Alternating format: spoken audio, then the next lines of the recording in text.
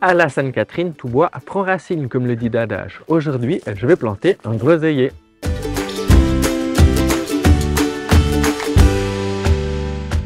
La Sainte-Catherine a lieu chaque année le 25 novembre. C'est donc la bonne période pour planter tout ce qui est arbustes, arbres à racines nues ou aussi en pot. Pas de problème pour les planter en pot.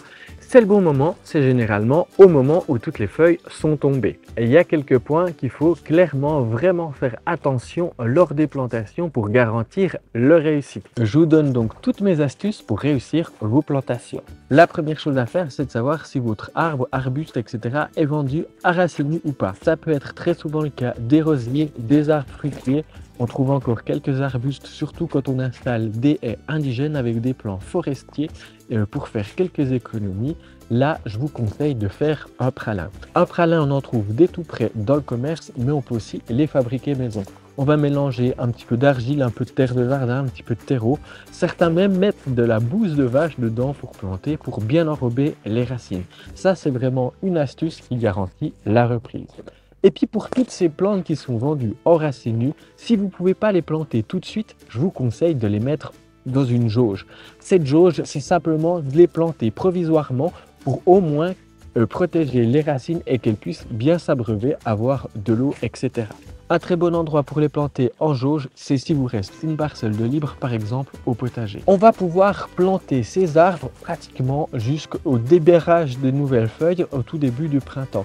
Je conseille vraiment l'automne comme maintenant, voire l'hiver pour les planter en période de gel évidemment. Comme ça, vos arbres, vos arbustes auront bien le temps de s'implanter dans le sol, faire des racines, etc.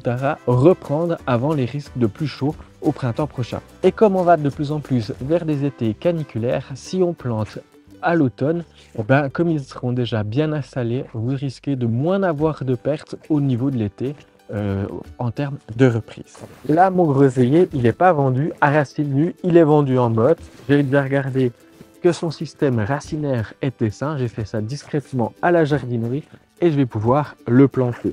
Commencez par faire un bon gros trou supérieur d'au moins 10 à 20 cm si c'est des plus petits pots, mais on peut y aller facilement, en tout cas à 30 cm si on va vers des arbres fruitiers, etc. Je vous conseille largement les fruitiers haute tige pour un aspect verger, un peu d'antan, bohème, etc.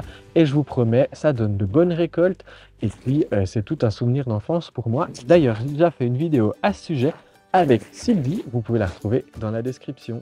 Donc là, muni de ma pelle, j'ai fait un bon trou, ma pelle, j'ai aussi bien décompacté le fond, parce que ça, on garantit la reprise.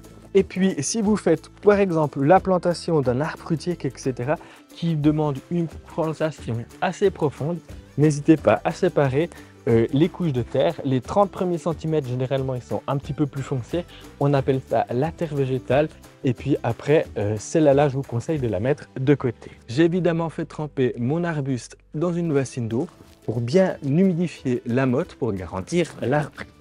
Ensuite, faites bien attention à la profondeur de plantation pour être certain, on le voit, que notre collet soit à fleur. Faites aussi très attention, si c'est un arbre fruitier, s'il a été greffé, de mettre le point de greffe le plus possible en dehors de terre. Et là, on peut reboucher.